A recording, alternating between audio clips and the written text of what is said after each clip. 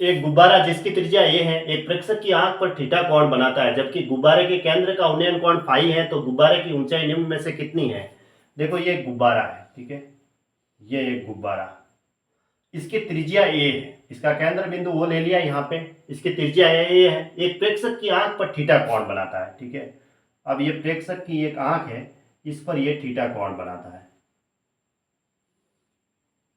ये कोण पूरा जो है वो थीटा है, कितना है, थीटा, पूरा कोण। तो अब इसकी त्रिज्या ए है, तो ये यहाँ से ये लंब होती है स्पर्श रेखा पर, तो ये भी ये ए हो गई, और यहाँ से ये स्पर्श रेखा पर क्या होती है, लंब होती है, तो ये भी क्या हो गई, ए हो गई।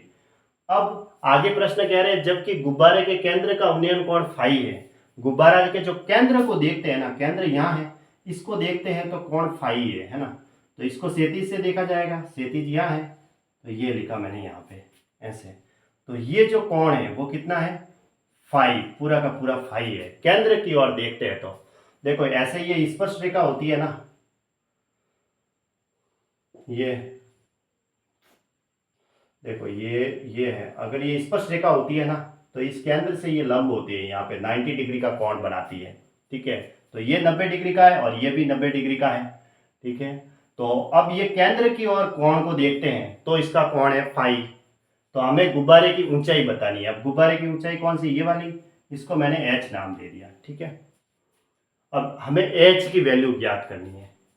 अब ये ए है तो ये भी ए हुई, क्योंकि ये इसकी त्रिज्या है, ठीक है, और ये 90 डिग्री है।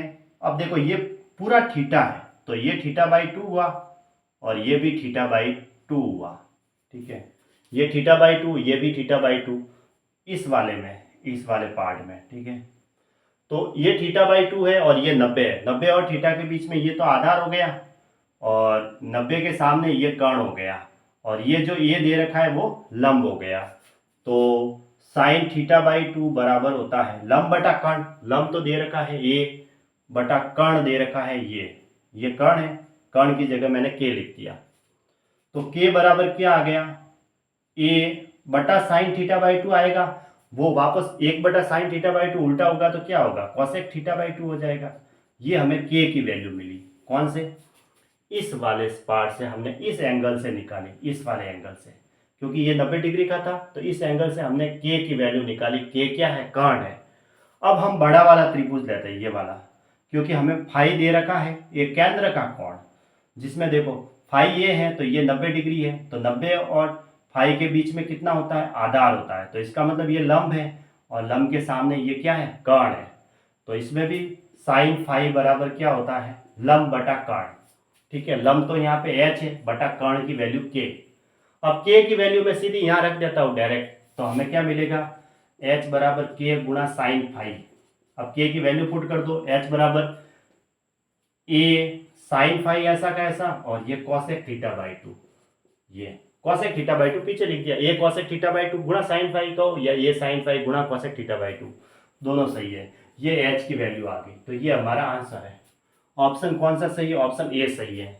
ये बैठ गया, सीधा ये वाला त्रिभुज लिया हमने, ये वाला, और इसमें लंब बटा कर्ण किया, साइन थीटा बराबर साइन फाई है, थीटा की जगह ये पूरा केंद्र की, और कौन, लंब बटा कर्ण, कर्ण की वैल्यू हमने ये जो निकाली है वो डायरेक्ट यहाँ पुट कर दी, बस सीधा हमें एच मिल गया।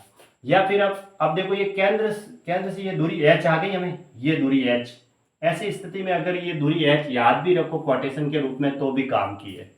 ए sine phi cosec theta by 2, A तो इसकी त्रिज्या है वृत्त की, साइन फाई पहले जो आंख पे कोण बना था, नहीं ये जो फाई है वो तो केंद्र से कोण है, इसके केंद्र से कोण, और ये थीटा बाई 2 क्या है, ये जो आंख पर बना था कोण वो था, ठीक है। पूरा थीटा था तो दोनों का आधा आधा हो गया, थीटा बाई 2 थीटा बाई 2 ऐसे। तो ये सॉल्व किया तो हमें हाइट मिल गई, ये sine phi cosec theta by 2।